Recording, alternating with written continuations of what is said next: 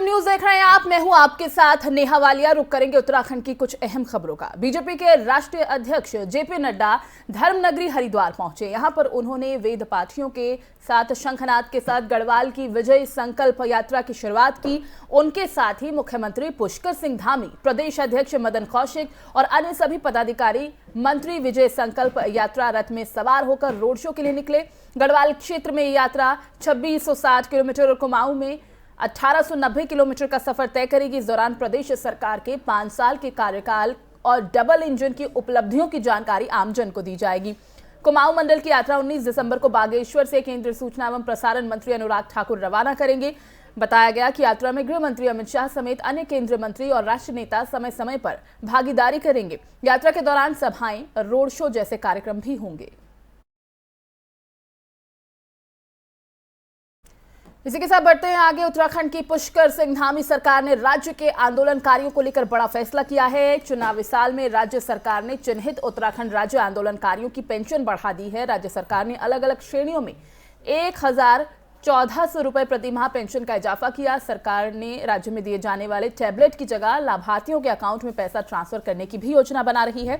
Pension को लेकर राज्य सरकार ने शासनादेश जारी कर दिया है। दरअसल राज्य के मुख्यमंत्री पुष्कर सिंह धामी ने राज्य स्थापना दिवस पर 9 नवंबर को राज्य आंदोलनकारियों की पेंशन बढ़ाने की घोषणा की थी और इसी फैसले के तहत राज्य के गृह विभाग ने शुक्रवार को इसे लेकर आदेश भी जारी किया। 30 दिसंबर को हल्द्वानी में गोलापार स्टेडियम में प्रस्तावित रैली में प्रधानमंत्री नरेंद्र मोदी कई योजनाओं का शिलान्यास और लोकार्पण भी करेंगे। बताया जा रहा है कि पीएम मोदी की मौजूदगी में जिन योजनाओं का खाका खींचा जाएगा उनमें सड़क और जंगल से जुड़े प्रोजेक्ट्स भी शामिल हैं। पीएम के कार्यक्रम को लेकर बीजेपी के साथ प्रशासनिक अमला भी जुटा है। हल्द्वानी में होने वाली विजय संकल्प रैली में नैनीताल विधानसभा क्षेत्र से 5000 कार्यकर्ता जबकि जिले से करीब 50,000 लोग शामिल होंगे। रैली में 1 लाख से ज्यादा लोगों के आने का लक्ष्य भी तय किया गया है। रैली में मोदी कुमाऊं के लोगों के लिए बड़ी सौगात की घोषणा कर सकते हैं। नैनीताल क्लब में बीजेपी कार्यकर्ताओं की बैठक में मोदी की रैली तैयारियों को लेकर चर्चा में है।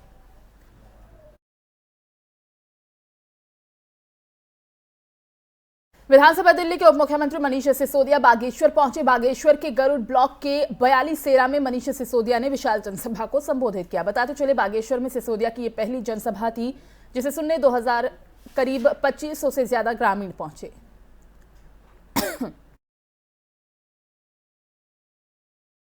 मुख्यमंत्री पुष्कर सिंह धामी पर प्रदेश में अवैध खनन को बढ़ावा दिए जाने का आरोप लगाते हुए आज कांग्रेस की महानगर इकाई ने उनका पुतला फूंका। सीएम धामी का जबरदस्त विरोध करते हुए कांग्रेस ने कार्यकर्ताओं से महानगर अध्यक्ष संदीप सहगल के नेतृत्व में नगर क्षेत्र में महाराणा प्रताप चौक पर सीएम धामी का पुतला दहन करते बीजेपी सरकार के खिलाफ जोरदार नारेबाजी की है। महानगर अध्यक्ष संदीप सहगल ने प्रदेश सरकार पर जमकर भी निशाना साधा। कहा कि धामी सरकार जहां प्रदेश में भ्रष्टाचार पर अंकुश लगाने पर नाकाम साबित हुई है, वहीं अब चुनाव को देखते हुए अवैध खनन को बढ़ावा देकर अपनी तिजोरी भरने में मशगूल है। लेकिन कांग्रेस उनकी इस मंशा को पूरा नहीं होने देगी और बीजेपी सरकार की गलत नीतियों के खिलाफ बिगुल बजा कर रहेगी।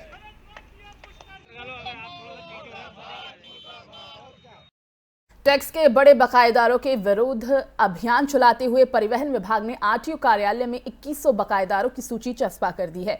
इनमें 200 बड़े बकायेदार हैं। आरटीओ दिनेश चंद्र पठोई ने बताया कि इस समय दून कार्यालय में 22,500 वाहन संचालक बकायेदार हैं। इनमें 2300 वाहन संचालकों की सूची राजस्व टीम के माध्यम से वसूली के लिए जिलाधिकारियों को दे दी गई है। लगभग 5000 वाहन संचालकों को दूरभाष के जरिए संपर्क किया गया है और उन्हें नोटिस भी भेजा जा रहा है। पचवादून में राष्ट्रीयकृत बैंकों के कर्मचारी 2 दिन से कर रहे हैं हड़ताल लगातार उनकी तरफ से की जा रही है। उनकी हड़ताल बैंकों के निजीकरण को लेकर की जा रही है। बैंक कर्मचारियों ने चेतावनी दी है कि अगर हमारी मांगे सरकार द्वारा नहीं मानी गई तो हम अनिश्चितकालीन हड़ताल पर चले जाएंगे।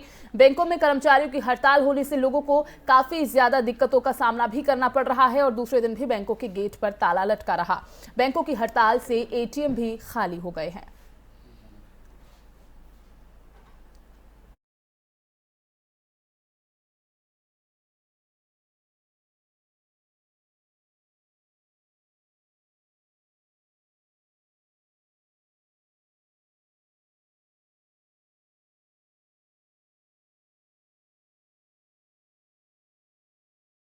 और आगामी विधानसभा चुनावों को देखते हुए प्रशासन तैयारियों में जुट गया है। हल्द्वानी में चुनाव की ट्रेनिंग हुई। ट्रेनिंग के दौरान निर्वाचन से जुड़े सभी अधिकारियों को उनकी ड्यूटी के बारे में जानकारी दी गई।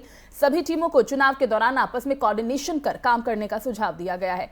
एसएसटी फ्लाइंग स्क्वाड को विशेष रूप से एक्टिव रहने का भी निर्देश दिया गया, जिससे चुनाव से जुड़ी हर घटना पर पैनी नजर रखी जा सके। सीटीओ नैनीताल ने police, SST flying squad, account से जुड़े अधिकारियों को अपने काम में तेजी लाने के भी निर्देश दिए हैं।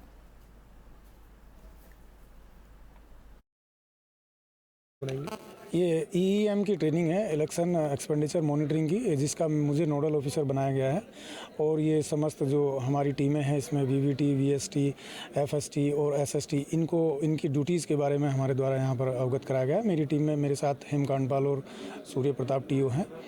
तो इसी सब के बारे में हमने इनको ब्रीफ नोट दिया है। ये प्रायर ट्रेनिंग है, अभी इसके बाद ट्रेनिंग का सिलसिला और जारी रहेगा। क्या समझाया गया बारीकी से, किस किस चीज़ों पे खास ध्यान रखना है, चाहे वो पेड न्यूज़ें हों या दूसरी चीज़ें हो, चाहे पैसा जाता हो और चीज़ें हों?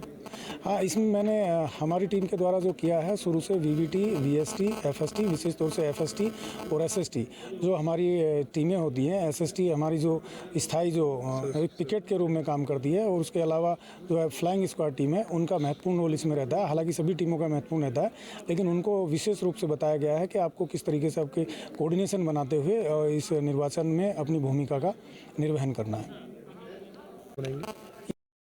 लालकुआं में अवैध खनन और अवैध परिवहन को लेकर वन विभाग पूरी तरह से सख्त हो गया है। वन विभाग की टीमें लगातार छापेमारी कर रही है, अभियान चला रही है। बीते सप्ताह डोली रेंज के वन विभाग ने अवैध उप खनिज से लदे 4 ट्रकों को पकड़कर सीज किया है। वन विभाग की इस कार्यवाही से अवैध खनन कारोबारियों में हड़कंप मचा है। बताते चले कि तराई पूर्वी वन प्रभाग ने प्रभागी वन अधिकारी संदीप कुमार के निर्देश पर डोली रेंज के वन क्षेत्र अधिकारी अनिल जोशी के नेतृत्व में वन विभाग टीम ने अवैध उप खनिज से लदे 4 10 टायरा ट्रकों को पकड़कर उन्हें सीज कर दिया। मामले की जानकारी देते हुए वन क्षेत्र अधिकारी अनिल जोशी ने बताया कि शासन और प्रभागीय वन अधिकारी आदेशानुसार अवैध खनन और उसके परिवहन पर अंकुश लगाने के लिए विशेष अभियान चलाया जा रहा है। शासन स्तर से अवैध खनन पर कड़ी रोकथाम के चलते प्रभागी स्तर से भी हमको निर्देश प्राप्त हुए हैं। उसी के क्रम में डोली रेंज के द्वारा कड़ी जो अवैध खनन करने वाले वाहन हैं उन पर कड़ी जांच की जा रही है हर वाहन की। और इसी के क्रम में पिछले हफ्ते एक सप्ताह में डोली रेंज द्वारा 4 वाहन हाईवा बड़े सीज किए गए हैं। प्राथमिक रूप से सूचना ही मिल रही है कि ये बाजपुर क्षेत्र और रामपुर क्षेत्र से ये अवैध अभियान करके वन उपज की चोरी की जा रही थी। और शीघ्र ही एक हमारी डिवीज़न की गश्ती दल भी एक तैनात है और हमारी रेंज की टीम भी तैनात है। तो संयुक्त रूप से भी कार्रवाई की जा रही है और शीघ्र ही बड़ी कार्रवाई भी होगी। डोईवाला के राजीव नगर केशवपुरी से होकर गुजरने वाली नहर से डोईवाला के किसान और ग्रामीण बहुत परेशान हैं। बताते चले केशवपुरी बस्ती के बीच से गुजरने वाली सिंचाई नहर में कचरे का अंबार लगा है, जिसकी वजह से सिंचाई के दौरान खेतों में ये कचरा जमा हो जाता है और इससे खेत में फसलें खराब हो जाती हैं। इस नहर में फैली गंदगी से परेशान किसान डोईवाला नगर पालिका पहुंचे, जहां पर उन्होंने ज्ञापन देकर नहर की सफाई को लेकर अपनी मांग उठाई है।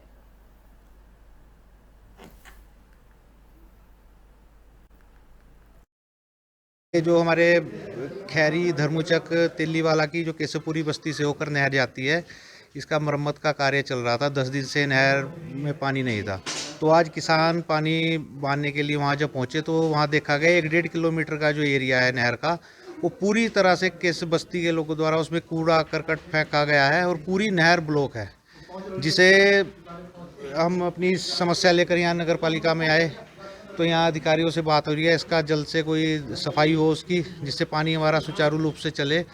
और वहाँ पे नहर में जो हालत आज देखी गई है बहुत बुरी हालत है और इसका कोई जल्द से जल्द कोई सोल्यूशन होना चाहिए। और सारे घरों का सीवरेज का जो घर का जो पानी है, गंदा पानी, वो सब नहर के अंदर फेंका जा रहा है, जिससे बहुत समस्या। वहीं देहरादून और आसपास के इलाकों में आज शनिवार को न्यूनतम तापमान 3 डिग्री तक पहुंच सकता है और इसके कारण रात को होने वाली ठंड में इजाफा हो सकता है। शनिवार को धूप की वजह से गर्माहट भी बरकरार रही। पहाड़ी इलाकों में धूप खिली रही, लेकिन मैदानी इलाकों में ठंड जो है वो बढ़ गई है। फिलहाल अगर अभी की हम बात करें तो अभी भी मौसम में बदलाव देखने को मिल रहा है। ठंड काफी ज्यादा बढ़ गई है, जैसा कि अनुमान था कि 3 डिग्री सेल्सियस तक पहुंच सकता है, उसके हिसाब से यहाँ पर काफी ज्यादा ठंड महसूस की जा सकती है।